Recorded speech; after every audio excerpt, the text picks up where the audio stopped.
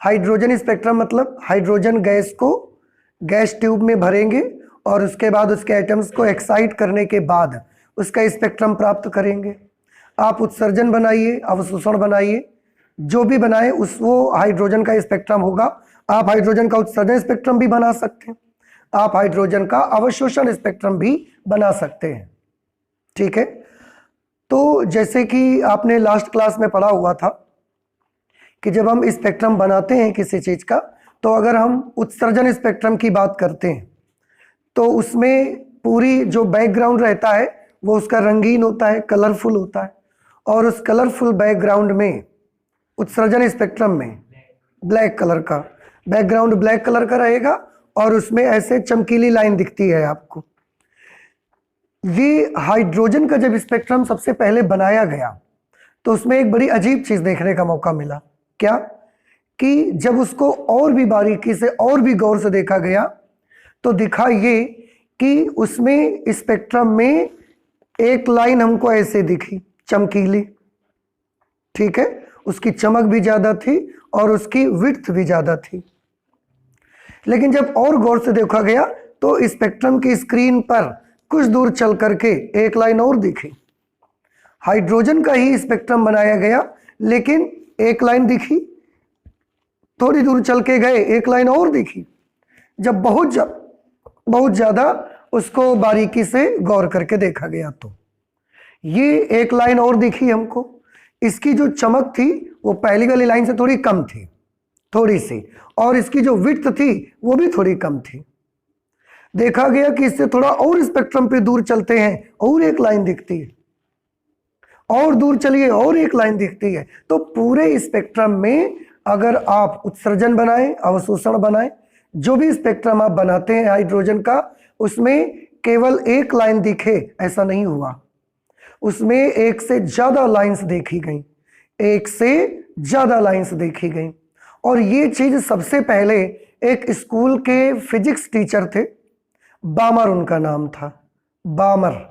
तो एक स्कूल के वो फिजिक्स टीचर थे, उन्होंने ये देखा था सबसे पहले कि हाइड्रोजन का अगर हम उस स्पेक्ट्रम तैयार करते हैं तो उसमें उस स्पेक्ट्रम में केवल जो ब्लैक कलर का बैकग्राउंड है, उसका ब्लैक कलर के बैकग्राउंड में केवल एक लाइन नहीं मिलती बल्कि थोड़ी थोड़ी दूर पर बहुत सारी लाइंस मिलती हैं। और उस वक्त उन्होंने जब वो वाला समय था जब उन्होंने देखा हुआ तो उस वक्त उन्होंने कम से कम 20,000 रेखाएं देखी थी, 20,000 लगभग। आज तो टेक्नोलॉजी भी पहले से ज़्यादा आई है, तो आज अगर चाहें तो आज तो बहुत सारी लाइंस देखी जा सकती हैं उसकी, लेकिन उस वक्त जब उन्होंने देखा था तो वो 20,000 लाइंस कम से कम देखी थी उन्होंने। लेकिन इन रेखाओं की एक स्पेशलिटी ये थी कि लाइंस जब आप एक सिरे से दूसरे सिरे की ओर चलते हैं स्पेक्ट्रम के, तो ये लाइंस की चमक और इनकी चौड़ाई, ये लाइन पतली होती जाती हैं और चमक भी लगातार कम होते चली जाती है। तो क्योंकि ये हाइड्रोजन स्पेक्ट्रम में लाइन मिली थी, इसलिए उन्होंने इन रेखाओं का नाम रखा हुआ था H अल्फा।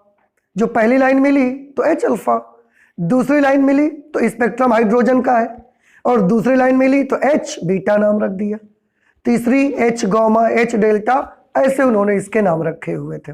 लेकिन हाइड्रोजन के स्पेक्ट्रम में ये उन्होंने देखा कि एक लाइन नहीं मिलती बल्कि लाइंस का पूरा एक सेट मिलता है, लाइनों की पूरी एक, रेखाओं की पूरी एक श्रेणी मिल जाती है, पूरी एक सीरीज मिलती है उनको। तो क्योंकि एक लाइन नहीं मिलती, लाइंस का पूरा एक सेट मिलता है, लाइंस की पूरी एक सीरीज मिलती है, इसलिए इन्होंने लाइंस की इस सीरीज का नाम बामर श्रेणी रखा गया, क्योंकि उन्होंने ही सबसे पहले उसका अच्छे से स्टडी किया हुआ था। तो उनके ऑनर में इन रेखाओं का या इस पूरी श्रेणी का ये पूरी सीरीज बन गई, और एक लाइन, दो लाइन, तीन लाइन, ऐसे बहुत सारी लाइन मिला के एक पूरी सीरीज बन गई और इसका नाम रख दिया गया बामर श्रेणी। ठीक है, तो देखिए ये वो फिगर है जो मैंने ऑलरेडी बना के रखा हुआ है। ये हमारा स्पेक्ट्रोमीटर की स्क्रीन है। स्पेक्ट्रोमीटर की इस स्क्रीन पे एक लाइन ये देखी, हाइड्रोजन का स्पेक्ट्रम है, मैंने हेडिंग डाल के रखा हुआ है हाइड्रोजन स्पेक्ट्रम।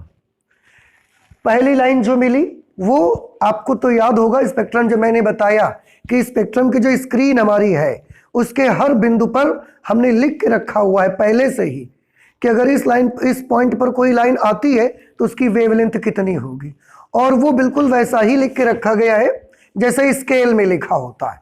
जैसे स्केल में हमने यहाँ पर 15 लिख दिया, अब 15 के बगल में 0.1, 0.2, 0.3 ऐसा बनाते चले गए।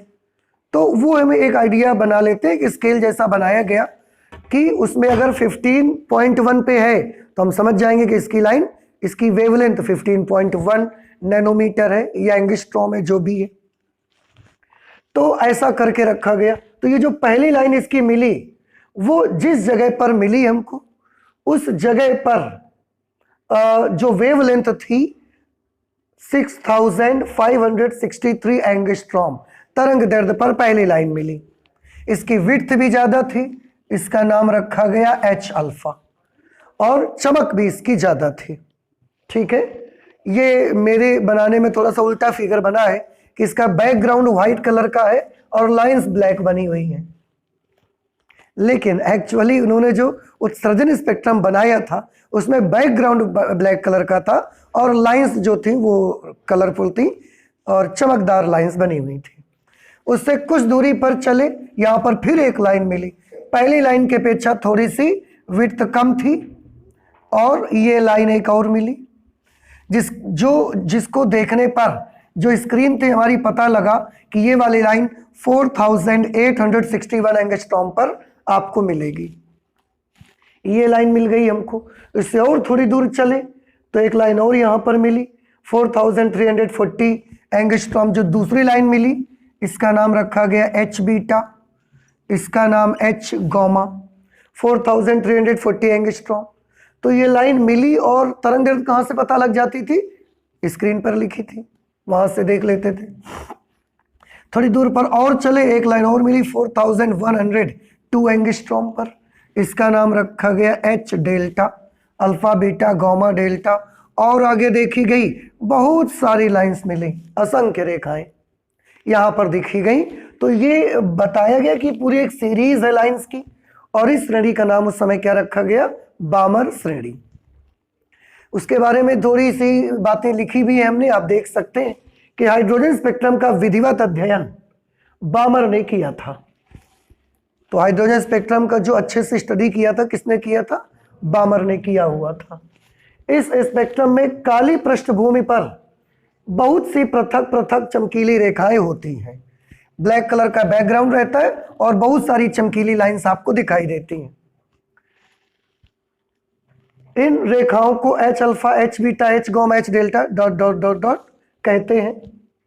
इनकी एक विशेषता ये है कि स्पेक्ट्रम के एक सिरे से दूसरे सिरे की ओर जाने पर रेखाओं की चमक और उनके बीच की दूरी नियमित रूप से घटते जाती है। आप देखें, पहले लाइंस इतनी दूर थी, फिर और नजदीक आ गई, और नजदीक और नजदीक। तो लाइंस के बीच अगर एक सिरे से दूसरे सिरे की ओर आप जाएं तो लाइनों के बीच की दूरी भी कम होती जाती है और उनकी ब्राइटनेस भी कम होती चली जाती है। ये स्पेशलिटी थी इनकी। इस प्रकार ये रेखा एक श्रेणी की सदस्य हैं, पूरी एक सीरीज मान ली गई जिसे बामर श्रेणी कहते हैं। तो इस पूरी श्रेणी को हम क्या बोलते हैं? बामर श्रेणी। अब बात ये आई कि आखिरकार ये जो रेखाएं मिलती हैं, इनकी ये वेवलेंथ्स हैं, इनकी ये तरंग दैर्ध्य हैं। तो ये तरंग दैर्ध्य कैसे मिलती हैं? ऐसा कैसे होता है कि पहली लाइन 6563 पर मिलती है, अगली लाइन 4861 पर मिलती है, उसके बाद अगली लाइन 4340 पर मिलती है, उसके बाद नेक्स्ट 4102 एंगस्ट्रॉम पर मिलती है। तो ये इन्हीं वेवलेंथ पर क्यों मिलती हैं हमको? क्या इन सभी तरंग दैर्ध्यों में आपस में कोई रिलेशन है? बात समझ में आई? सोचा ये गया कि क्या ये जो वेवलेंथ हमको मिलती हैं, इनमें आपस का कोई रिलेशन है क्या? क्या कोई ऐसा फॉर्मूला है जिनकी मदद से हम ये सब की तरंग दैर्ध्य निकाल सके? एक फॉर्मूला हो और पूरी श्रेणी की किसी भी लाइन की वेवलेंथ कहा जाए तो निकल आए तुरंत। क्या ऐसा कोई फॉर्मूला हो सकता है?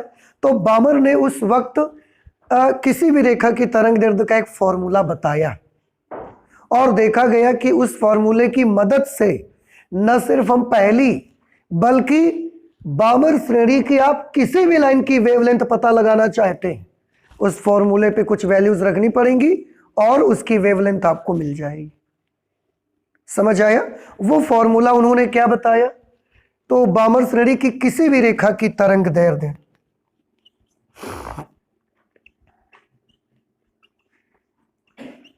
बामर श्रेणी की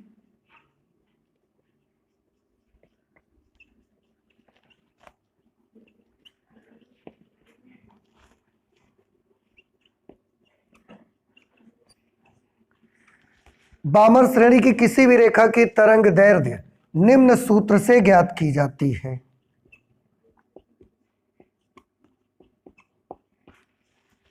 निम्न सूत्र से ज्ञात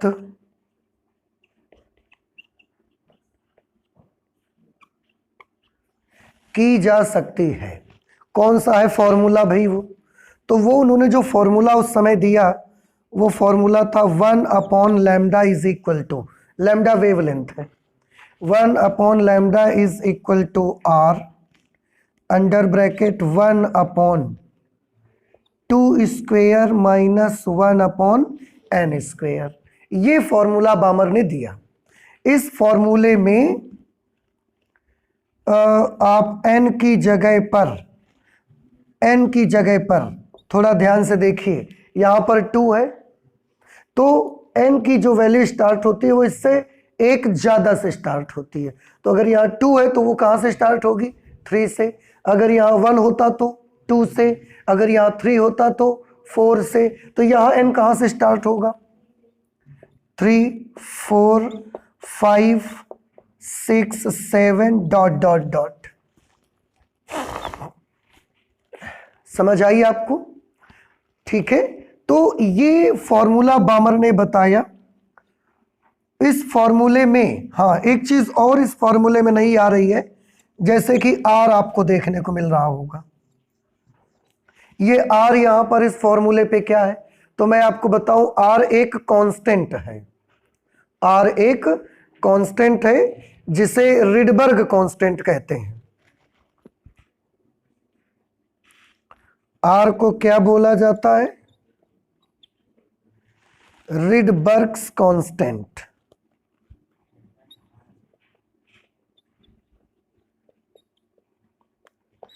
इसको रिडबर्ग का नियतांक कहते हैं। इसकी अपनी एक वैल्यू होती है, that is 1.097 into 10 to the power, इसकी कुछ वैल्यू होती है 10 टू द पावर -7 या +7 के आसपास। मैं थोड़ा सा चेक कर लेता हूं जरा इसकी वैल्यू को।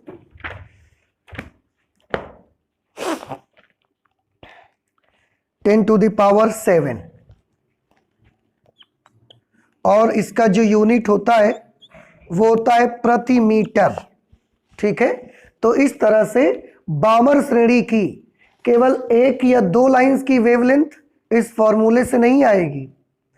जितनी लाइंस होंगी बामर श्रेणी में उन सब रेखाओं की वेवलेंथ आप इस फॉर्मूले से फाइंड आउट कर सकते हैं। कैसे? ध्यान से सुनिएगा।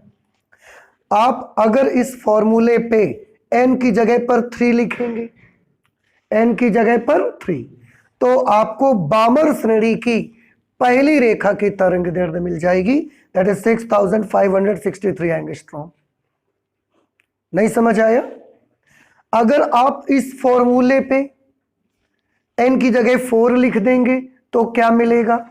बामर श्रेणी की दूसरी रेखा की तरंग दैर्ध्य मिल जाएगी, h बीटा लाइन की 4861 एंगस्ट्रॉम।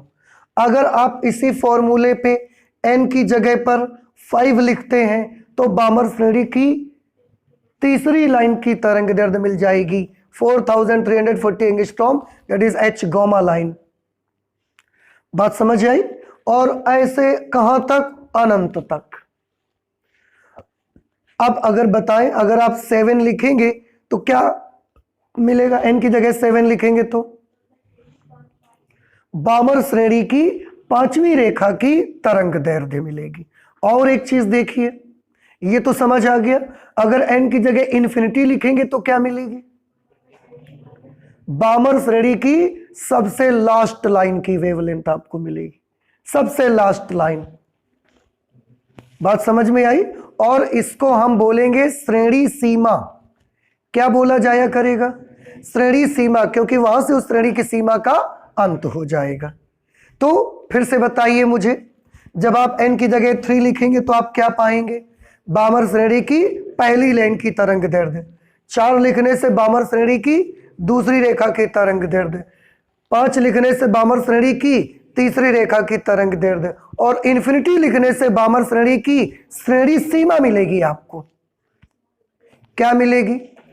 हाँ, तो अनंत लिखने से आपको बामर श्रेणी की श्रेणी सीमा की तरंग दैर्ध्य मिल जाएगी।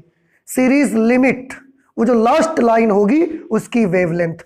और देखिए एक चीज, इसमें आपको ये वाली बात भी समझ आनी चाहिए कि जब आप n की जगह 3 लिखोगे तो सबसे बड़ी तरंग दैर्ध्य आपको मिलेगी।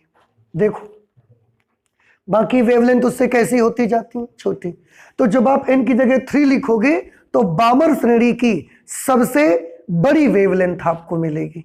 और अगर n की जगह आप आगे बढ़ाते जाओगे नंबर तो वेवलेंथ क्या होते जाएंगे? कम होते जाएंगी।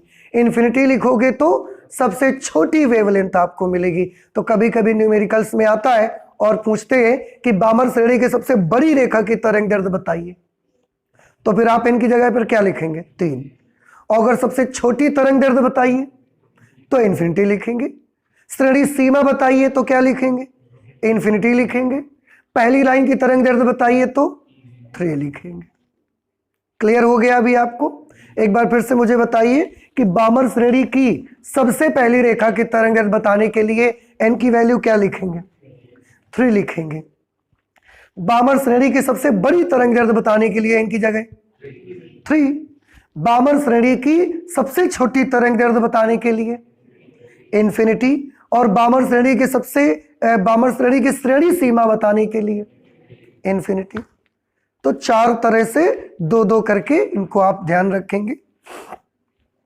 और R क्या चीज है यहाँ पर? Rydberg constant. R की वैल्यू 1.097 इंटू 10⁻7 पर मीटर के बराबर है, प्रति मीटर। रिडबर्ग कांस्टेंट का यूनिट होता है प्रति मीटर। और एक चीज मैं बताऊं, देखिए थोड़ा ध्यान से, ये जो बामर ने देखा था सीरीज, आपको याद होगा बेटा, विद्युत चुंबकीय स्पेक्ट्रम में कई पार्ट थे। उसमें से जो मुख्य भाग थे 7 gamma, X, U, V, I, M, R, इनके नाम मैंने पहले भी आपको बताए। Gamma radiation, X rays, ultraviolet radiation, पराबैंगनी विकिरण, विजिबल रेडिएशन दृश्य प्रकाश, इंफ्रारेड रेडिएशन अवरक्त विकिरण, माइक्रोवेव्स सूक्ष्म तरंगे, रेडियो वेव्स रेडियो तरंगे। मुख्य 7 पार्ट विद्युत चुंबकीय तरंगों के हैं। तो विद्युत चुंबकीय तरंगों का ये जो स्पेक्ट्रम बामर ने देखा था, ये विजिबल रेंज का था। कौन सी रेंज का था? विजिबल रेंज का था। तो आपको हमेशा याद रखना है बामर श्रेणी स्पेक्ट्रम के किस भाग में मिलती है? दृश्य क्षेत्र में मिलती है। क्या याद रखना है? बामर श्रेणी स्पेक्ट्रम के दृश्य क्षेत्र में मिलती है। मैं यहां पर नोट कर देता हूं।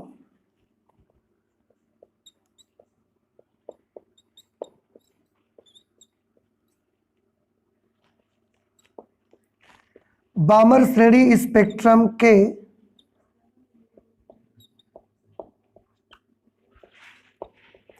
दृश्य क्षेत्र में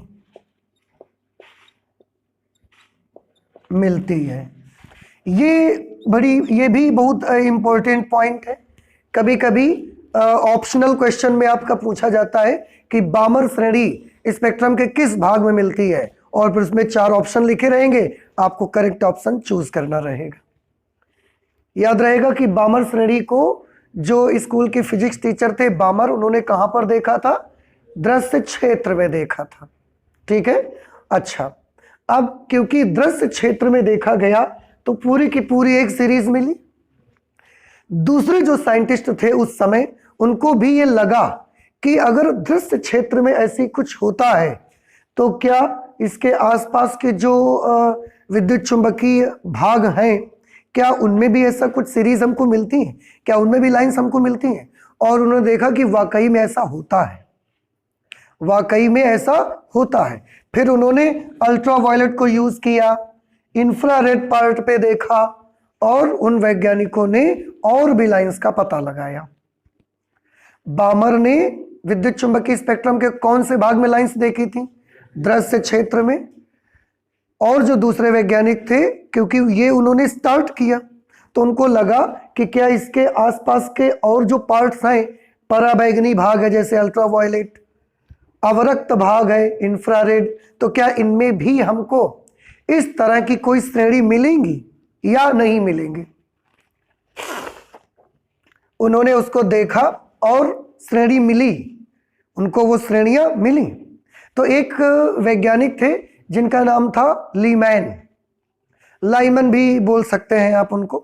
तो वो जो लीमैन एक वैज्ञानिक थे, उन्होंने भी ऐसी ही एक श्रेणी देखी हाइड्रोजन स्पेक्ट्रम की, लेकिन उन्होंने विजिबल में नहीं बताई, उन्होंने पराबैंगनी भाग में देखी कि अगर हम स्पेक्ट्रम के पराबैंगनी भाग में देखते हैं तो उस वक्त भी हमको एक श्रेणी मिलती है, लाइंस का पूरा एक सेट मिलता है। लाइंस के उस सेट का, उस श्रेणी का नाम रखा गया लीमैन श्रेणी या लाइमन श्रेणी, जो भी आपको अच्छा लगे आप बोल सकते। तो ये दूसरी श्रेणी थी, कौन सी श्रेणी? लाइमन श्रेणी।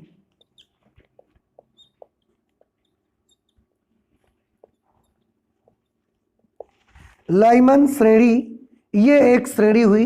इस श्रेणी के लिए भी उन्होंने एक फॉर्मूला बताया। इस श्रेणी के लिए उन्होंने फॉर्मूला क्या बताया? उन्होंने फॉर्मूला बताया 1/λ इज इक्वल टू r, और under bracket 1/1 square minus 1/n square, जहां n की वैल्यू कहां से स्टार्ट होती है? अब अगर यहां 1 है, 3 से नहीं, हमने आपको बताया अगर यहां 1 है तो एक ज्यादा से स्टार्ट होगी, 2 3 4 5 डॉट डॉट ऐसे। ठीक है, अब बताएं, अगर हमको लाइमन श्रेणी की पहली रेखा की तरंग दैर्ध्य चाहिए तो मैं n की जगह क्या लिखूं? 2 लिखना चाहिए। अगर मुझे लाइमन श्रेणी की श्रेणी सीमा चाहिए तो n की जगह इन्फिनिटी लिखो। अगर हमको लाइमन श्रेणी की सबसे बड़ी रेखा की तरंग दैर्ध्य चाहिए तो 2 लिखो। अगर लाइमन श्रेणी की सबसे छोटी तरंग दैर्ध्य चाहिए तो इन्फिनिटी लिखो। अब समझ आ गया आपको? ये लाइमन श्रेणी, और कौन से क्षेत्र में इनको मिली? ये स्पेक्ट्रम के पराबैंगनी क्षेत्र में मिलती है।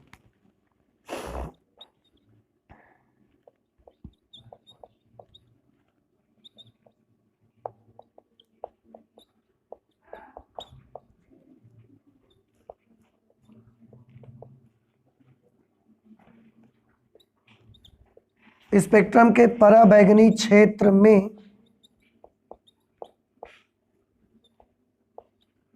मिलती है। ठीक है, एक तो ये श्रेणी मिली, और श्रेणियां मिली, उनका जिक्र मैं यहां पर करता हूं, आप ध्यान से देखिए। इस चीज को मैं हटा देता हूं अब। ठीक है, देखो वायलेट, इसमें विजिबल पार्ट में कौन सी श्रेणी मिली? बामर। अल्ट्रावायलेट में कौन सी मिली है? लाइमन श्रेणी। बाकी 3 श्रेणियां और मिली, 3 श्रेणियां, मतलब पूरी मिला के कितनी? 5। 2 तो हो गई, बामर और लाइमन, 3 और मिली, और वो 3 की तीनों इंफ्रारेड पार्ट पे मिली, तीनों अवरक्त भाग में मिली। कौन कौन सी वो थी और उनके लिए क्या फॉर्मूले थे? थोड़ा सा आप देखें, मैं उनको लिख के दिखाता हूं आपको। 2 हो गई, तीसरी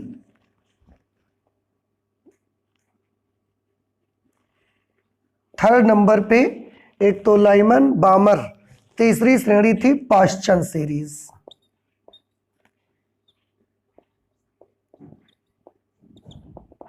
पाश्चन श्रेणी। पाश्चन श्रेणी की किसी भी रेखा के तरंग दैर्ध्य के लिए जो फॉर्मूला बना वो बना 1/λ is equal to R 1/3 square minus 1/n square. Lyman में 1, बामर में 2, पाश्चन में 3। और n की वैल्यू यहाँ कहाँ से स्टार्ट होगी? n की वैल्यू 4, 5, 6, 7 डॉट डॉट ऐसे। अब आप समझ गए 4 रखने से क्या होगा, इन्फिनिटी रखने से क्या होगा। अब मैं नहीं बताऊंगा। और ये तीनों श्रेणी कहां पर मिलेंगी? आवर्त। लास्ट में एक साथ लिख देंगे हम। पाश्चन श्रेणी, एक ब्रैकेट श्रेणी मिली,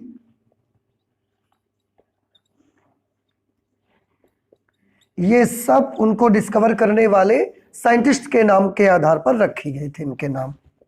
ब्रैकेट श्रेणी जो मिली उसकी किसी भी लाइन की वेवलेंथ अगर आपको चाहिए तो आप ये सूत्र यूज करिए 1/λ is equal to R 1/4 square minus 1/n square, where n start from 5, 6, 7, 8 dot dot. और सबसे लास्ट एक जो सीरीज थी वो थी फुंड श्रेणी। फुंड श्रेणी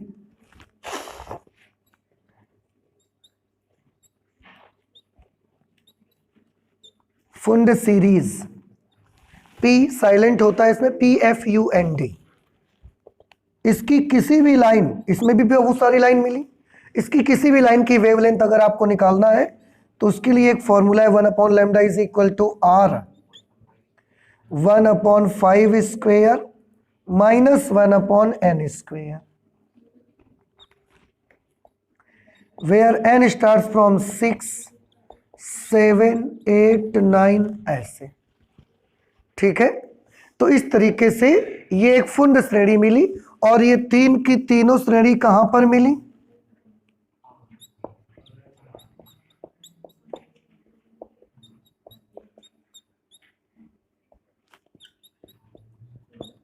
ये तीनों श्रेणियां स्पेक्ट्रम के अवरक्त क्षेत्र में मिलती हैं।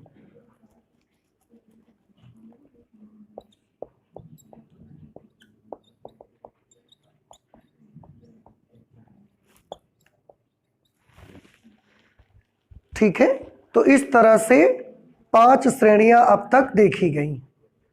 बात समझ में आ गई आपको? तो ये क्या था? ये हाइड्रोजन का पूरा स्पेक्ट्रम था आपका। तो हाइड्रोजन स्पेक्ट्रम में सबसे पहले कौन सी श्रेणी मिली थी? बामर श्रेणी। उसके बाद क्योंकि ये देखा गया कि, और बामर श्रेणी कौन से भाग में थी? दृश्य क्षेत्र में। तो क्योंकि ये देखा गया कि दृश्य क्षेत्र में एक सीरीज मिलती है, तो क्योंकि स्पेक्ट्रम में तो मेन 7 पार्ट्स थे, तो हमने उसमें और चेक करके देखा कि क्या और किसी पार्ट में ऐसा कुछ होता है क्या। जब चेक करके देखा गया तो पाया गया। और लाइमन सीरीज मिली पराबैंगनी भाग में, उसकी किसी भी लाइन की वेवलेंथ आप यहां से निकाल सकते हैं। बड़ी लाइन, छोटी लाइन, पहली लाइन, श्रेणी सीमा, अब सब आपको मालूम भी है। ठीक है, तो इस तरह से ये 5 श्रेणियां मिलती हैं। इनसे छोटे छोटे क्वेश्चन बनते हैं। इसको और आगे बढ़ाते हैं, तो और आगे जब ले चलेंगे हम तो हमको मिलेगा कि अब तक हमने देखा कि रदरफोर्ड ने एक मॉडल बनाया, तैयार किया। सबसे पहले मॉडल किसने सोचा था? जे थॉमसन ने। थॉमसन ने जो मॉडल सोचा था, प्लम पुडिंग मॉडल, वो उतना ज़्यादा अच्छा नहीं रहा और उस मॉडल को इम्प्रूव किया उन्हीं के एक स्टूडेंट रदरफोर्ड ने। रदरफोर्ड ने उस मॉडल को इम्प्रूव करके क्या बताया कि बीच में न्यूक्लियस रहेगा और आसपास घूमने वाले इलेक्ट्रॉन्स होंगे। उसके लिए उन्होंने प्रैक्टिकल किया, एक्सपेरिमेंट किया, बहुत सारी बातें उन्होंने बताई उससे रिलेटेड, कैलकुलेशन भी देखो आपने की। लेकिन इन सब के बावजूद भी रदरफोर्ड के एटॉमिक मॉडल में जो उनका परमाणु मॉडल था उसमें कुछ कमियां रह गई, कुछ कमियां पाई गई। क्या थी कमियां वो? तो एक नजर जरा उन कमियों पर मारते हैं कि उनके रदरफोर्ड का जो मॉडल बना उसमें 2 कमियां पाई गई थी। रदरफोर्ड मॉडल में 2 कमियां पाई गई और इन कमियों को दूर करने के लिए उन्हीं के एक स्टूडेंट नील बोर आए। वो कमी को दूर करेंगे। लेकिन उससे पहले ये देखना है कि कमी थी क्या आखिरकार। तो मैंने लिखी हुई है कमियां, पहले मैं आपको बताता हूं, इसके बाद आप इसको नोट कर लीजिएगा। पहली कमी तो बेटा ये थी रदरफोर्ड के एटॉमिक मॉडल में कि इन्होंने जो ये बात बताई कि जो एटम होगा उसके बीच में एक न्यूक्लियस होगा, पूरा का पूरा पॉजिटिव चार्ज उसके अंदर ही रहेगा और पॉजिटिव ऐसा फैला नहीं रहेगा। एटम अगर इतना बड़ा है तो इतनी जरा सी जगह पर उसका पूरा न्यूक्लियस में पॉजिटिव चार्ज भरा हुआ है और उसके चारों तरफ इलेक्ट्रॉन्स अपने अपने ऑर्बिट में चक्कर लगाएंगे। ठीक है, वृत्तीय गति करेंगे इलेक्ट्रॉन, ये उन्होंने बताया। अब वृत्तीय गति किस प्रकार की गति है? इस गति में त्वरण होता है या नहीं होता? आंसर है होता है। आपने पढ़ा है क्लास 11th में वृत्तीय गति में अभिकेंद्र त्वरण पढ़ा है कि वृत्तीय गति में वेग का परिमाण तो नहीं बदलता। एक समान वृत्तीय गति अगर है तो एक समान वृत्तीय गति में वेग का परिमाण तो नहीं बदलता, लेकिन दिशा लगातार बदलते जाती है। परिमाण नहीं बदलता पर दिशा बदलते जाती है, और वेग क्योंकि एक सदिश राशि है तो दिशा बदलने से वेग भी बदल जाता है, और समय के साथ वेग बदलना त्वरण उत्पन्न होने की निशानी है। तो वृत्तीय गति किस प्रकार की गति है? त्वरित गति है। वृत्तीय गति किस प्रकार की गति है? त्वरित गति है।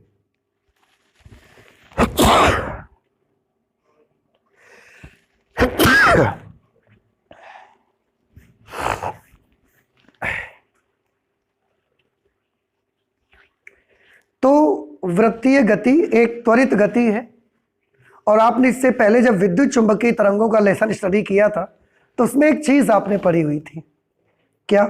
कि एक त्वरित आवेशित कण, अगर एक आवेश है और वो त्वरित गति करता है, दोलन करता है, दोलन भी किस प्रकार की गति थी? त्वरित गति। कि कोई भी चीज अगर दोलन करती है तो वो भी एक एक्सेलरेटेड मोशन है। ऐसा अगर दोलन करती है तो ये भी एक त्वरित गति है। क्यों? क्योंकि इसका वेग यहाँ सबसे ज्यादा होता है, यहाँ फिर 0 होता है, फिर यहाँ मैक्सिमम 0। तो समय के साथ वेग बदल रहा है, और अगर समय के साथ वेग बदलेगा तो वो गति कैसी?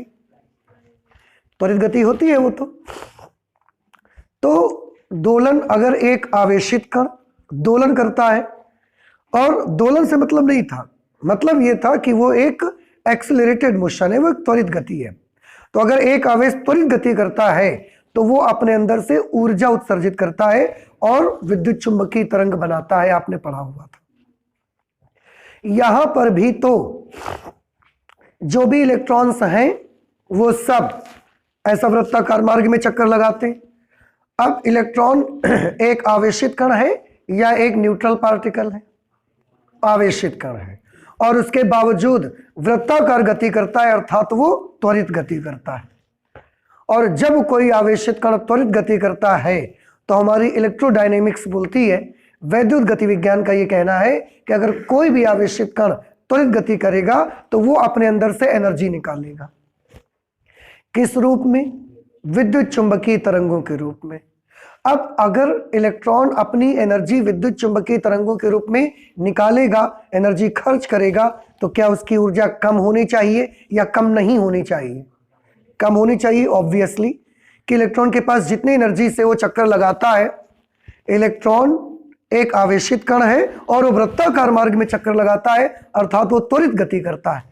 तो एक त्वरित आवेशित कण तो विद्युत चुंबकीय तरंगों के रूप में ऊर्जा का खर्च करता है। अगर वो ऊर्जा खर्च करता है तो चक्कर लगाते वक्त उसकी ऊर्जा लगातार क्या होनी चाहिए? कम होते रहना चाहिए। अगर वो ऊर्जा कम होती रहेगी तो उसके वृत्ताकार मार्ग की त्रिज्या क्या होनी चाहिए? क्या उतनी ही दूर चक्कर लगाना चाहिए? एनर्जी कम होना चाहिए तो लगातार उसको नजदीक आते रहना चाहिए, और नजदीक आते आते एक दिन ऐसा आ जाए कि वो न्यूक्लियस पर क्या हो जाना चाहिए? उसको गिर जाना चाहिए। और इस तरह से कोई भी परमाणु हो वो कुछ दिन के बाद क्या हो जाएगा? खत्म। उसके सारे इलेक्ट्रॉन न्यूक्लियस पे गिर जाएंगे तो परमाणु का अस्तित्व खत्म हो जाएगा। परमाणु तो स्थायी रह नहीं सकता, जबकि हम देखते हैं कि परमाणु स्टेबल है, स्थायी है। तो ऐसे कैसे हो रहा है? जब ये क्वेश्चन रदरफोर्ड से पूछा गया तो उनके पास इसका कोई जवाब नहीं था, अर्थात वो इसको एक्सप्लेन नहीं कर पाए। वही हमने लिखा, पहली कमी क्या पाई गई? कि नाभिक के चारों ओर घूमता इलेक्ट्रॉन एक त्वरित आवेशित कण है। देख रहे हैं, कि नाभिक के चारों तरफ जब इलेक्ट्रॉन घूमता है तो वो किस प्रकार का पार्टिकल है? त्वरित आवेशित कण, एक्सेलरेटेड चार्ज्ड पार्टिकल है वो। तथा विद्युत गति विज्ञान के अनुसार, हमारी साइंस के एक ब्रांच है फिजिक्स की, इलेक्ट्रोडायनेमिक्स, उसके अनुसार त्वरित आवेशित कण ऊर्जा अर्थात विद्युत चुंबकीय तरंगों का उत्सर्जन करता है। इस प्रकार इलेक्ट्रॉन की ऊर्जा का ह्रास होना चाहिए। ह्रास होने के कारण उनके वृत्तीय पथ की त्रिज्या लगातार कम होते जानी चाहिए और अंत में वे नाभिक में गिर जाने चाहिए। सारे के सारे इलेक्ट्रॉन जितने ऐसा चक्कर लगाते हैं, एनर्जी कम हो रही है, त्रिज्या कम हो रही है और लास्ट में आके नाभिक पे उनको गिर जाना चाहिए। इस प्रकार परमाणु स्थायी ही नहीं रह सकता, ठीक, कि इस प्रकार जो एटम है वो तो स्थायी नहीं रह सकता, लेकिन हम तो देखते हैं कि एटम तो बना रहता है, एटम में तो स्टेबिलिटी है, तो ऐसा क्यों है? समझ आया? ये आर्ग्यूमेंट दिया गया कि अगर इलेक्ट्रॉन घूमेगा तो उसकी एनर्जी निकलेगी, उसकी एनर्जी निकलेगी तो उसका रेडियस कम लगातार होना चाहिए, रेडियस कम होते होते उसको न्यूक्लियस पर गिर जाना चाहिए, न्यूक्लियस पे गिर जाएगा तो एटम स्थायी नहीं रहेगा। तो क्यों है एटम स्थायी, क्यों है? इसका जवाब रदरफोर्ड के पास नहीं था, तो ये कमी पाई गई। दूसरी ये कमी पाई गई रेखीय स्पेक्ट्रम की व्याख्या के संबंध में। जब हमने एटम का स्पेक्ट्रम देखा तो उसका स्पेक्ट्रम ऐसा मिलता था, लीनियर, बाकी सब जगह ब्लैक, ठीक, केवल लाइंस के रूप में हमको इसका स्पेक्ट्रम मिलता था। ऐसा स्पेक्ट्रम क्यों मिल रहा है? जबकि हम क्या देखते हैं कि अगर इलेक्ट्रॉन की बेसिक कमी बस यही वाली थी, ये तो फिर उसके बाद उसी से बना ली गई। कैसे? कि अगर इलेक्ट्रॉन लगातार एनर्जी अपनी खो रहा है, एनर्जी निकाल रहा है अपने अंदर से और उसकी त्रिज्या लगातार कम हो रही है, तो लगातार कम हो रही है ना, ऐसे तो कम नहीं हो रही है कि पहले यहां चक्कर लगा रहा था अचानक से भी यहां लगाने लगा। उसकी एनर्जी ऐसे, उसकी त्रिज्या ऐसे तो कम नहीं हो रही ना, उसकी त्रिज्या लगातार कम हो रही है। ये मैं आपको कहां पर दिखा सकता हूं? यहां पर, कि पहले वो इस ऑर्बिट में चक्कर लगाता है, लेकिन ऊर्जा लगातार कम होने के कारण उसके वृत्ताकार मार्ग की त्रिज्या ऐसे कम होते जाती है और लास्ट में जाके नाभिक में गिर जाता है। तो ऐसा तो नहीं हो रहा है ना कि पहले यहां चक्कर लगा रहा था, अचानक से एक दिन इसको छोड़ा और यहां पर चक्कर लगाने लगा, अचानक से अगले दिन इसको छोड़ा यहां चक्कर लगाने लगा। ऐसा तो नहीं होता ना, वो लगातार अपनी रेडियस क्या करते जाता है? कम करते जाता है। अगर लगातार अपने रेडियस कम करता है, छोड़ के रेडियस कम नहीं करता कि अचानक से यहां जंप कर गया, अचानक से यहां जंप कर गया, छोड़ के तो नहीं कम करता, लगातार कम करता है। तो उससे जो एनर्जी निकलेगी उसकी आवृत्ति भी कैसी आनी चाहिए? लगातार, कॉन्टिन्यूअस। कुछ बात समझ में आ रही? छोड़ के तो नहीं आनी चाहिए, और यहां तो छोड़ के आती। ये सब वेवलेंथ छूट गई, खाली ये वाली आई, फिर ये सब वेवलेंथ छूट गई, केवल ये वाली आई, फिर ये सब वेवलेंथ छूट गई, केवल ये वाली आई, फिर ये सब छूट गई, केवल ये वाली आई। जबकि अगर उसके वृत्ताकार मार्ग की त्रिज्या लगातार कम हो रही है, कॉन्टिन्यूअसली, तो उससे जो एनर्जी निकल रही है, उस ऊर्जा की या उस विद्युत चुंबकीय तरंगों की जो तरंग दैर्ध्य होनी चाहिए वो कॉन्टिन्यूअस वेवलेंथ होनी चाहिए, वो एक लगातार पैटर्न में कम होनी चाहिए। अब अगर लगातार कम होनी चाहिए तो स्पेक्ट्रम में तो हमको लगातार नहीं दिखती, स्पेक्ट्रम में तो हमें ये सब वेवलेंथ छोड़ के ये वाली मिलती है, ये सब छोड़ के ये वाली मिलती है, ये सब छोड़ के ये वाली मिलती है। तो एटम का एटॉमिक स्पेक्ट्रम मिलना कैसा चाहिए? कॉन्टिन्यूअस या छोड़ के लाइन मिलनी चाहिए? कॉन्टिन्यूअस मिलना चाहिए, पर ऐसा मिलता नहीं हमको। मिलता कैसा है? छोड़ के लाइंस मिलती हैं हमको। बात समझ में आई? ये क्यों मिलता है? इसका भी जवाब रदरफोर्ड के पास नहीं था। क्या कि रदरफोर्ड परमाणु मॉडल में इलेक्ट्रॉन की त्रिज्या लगातार कम होने से, छोड़ के तो कम नहीं कर रहा, जंप तो नहीं करता कि पहले इतनी बड़ी रेडियस में चक्कर लगाता था अब अचानक से यहां पर लगाने लगा, ऐसा तो नहीं करता ना, वो धीरे धीरे लगातार आता है। वो तो अंदर की तरफ वो धीरे धीरे लगातार आता रहता है। उसके घूमने की आवृत्ति भी बदलती रहेगी। इसके फलस्वरूप इलेक्ट्रॉन सभी आवृत्तियों की विद्युत चुंबकीय तरंगे उत्सर्जित करेंगे। उनको हर फ्रीक्वेंसी की वेवलेंथ हर फ्रीक्वेंसी की इलेक्ट्रोमैग्नेटिक वेव्स निकालनी चाहिए, लेकिन हर फ्रीक्वेंसी हर वेवलेंथ हमको नहीं मिलती, उत्सर्जित करेंगे। अतः इन तरंगों का स्पेक्ट्रम संतत होगा। संतत मतलब कॉन्टिन्यूअस होगा, परंतु वास्तव में ऐसा नहीं होता। रियलिटी में हम देखते हैं ऐसा कहां मिल रहा है हमको। ये स्पेक्ट्रम संतत ना होकर रेखीय होते हैं, लाइन लाइन लाइन लाइन मिलती है हमको। तो ऐसा क्यों हुआ, इसका भी जवाब उनसे बोला गया, पूछा गया, तो उसको भी रदरफोर्ड उस वक्त एक्सप्लेन नहीं कर सके। अब रदरफोर्ड एक्सप्लेन नहीं कर पाए, इसलिए उनके परमाणु मॉडल में ये दो कमियां मान ली गई कि रदरफोर्ड के एटॉमिक मॉडल में ये दो कमियां रह गई हैं अभी। अब इन कमियों को पूरा करने के लिए रदरफोर्ड की लाइफ बस इतनी थी। उनके परमाणु मॉडल में दो कमियां रहीं और अपने समय में वो इस बात को एक्सप्लेन नहीं कर पाए। लेकिन परमाणु का जो एक अच्छा मॉडल था, तो उस मॉडल को बदल कोई नहीं पाया कि न्यूक्लियस बीच में रहेगा, इलेक्ट्रॉन चारों तरफ चक्कर लगाएंगे। इस मॉडल को कोई चेंज नहीं कर पाया। लेकिन उसी मॉडल में जो कमियां थीं उनको इंप्रूव करने के लिए एक अगले साइंटिस्ट आए जिनका नाम था नील्स बोर। नील बोर ये एक वैज्ञानिक थे और ये रदरफोर्ड के स्टूडेंट थे, थॉमसन के स्टूडेंट रदरफोर्ड। उन्होंने थॉमसन के मॉडल में इंप्रूवमेंट किया। रदरफोर्ड के मॉडल में जो कमी रह गई उसको उनके स्टूडेंट नील बोर दूर करेंगे, और नील बोर के परमाणु मॉडल में जो कमी रह जाएंगी वो उनके स्टूडेंट डी ब्रॉगली दूर करा, और वो चीज आप केमिस्ट्री में पढ़ने को मिलता है आपको। हमारे यहां पर नील बोर तक केवल थ्योरी है। तो अब रदरफोर्ड के एटॉमिक मॉडल में जो कमी पाई गई है, इसको दूर करने के लिए किसको बुलाया जाएगा? बुलाया जाएगा, मतलब कि नील बोर जब अपने समय में आए, वैज्ञानिक बने, तो उन्होंने ये सब सोचा, देखा, और उन्होंने अपने कुछ बातें बताई, कुछ पॉइंट्स बताए कि ये जब इलेक्ट्रॉन चक्कर लगाता है तो वो इन नियमों का पालन करता है, और उन नियमों को आप देखेंगे तो आपको लगेगा कि ये कमियां दूर हो गई। समझ में आया? अब वो जो पॉइंट्स बताए, उन्होंने जो नियम बताए, उन नियमों को हम लोग स्टडी करेंगे, नेक्स्ट क्लास पे करते हैं, ठीक है? तो नील बोहर की जो पोस्टुलेट्स हैं उनको हम नेक्स्ट क्लास में करेंगे। Okay, thank you.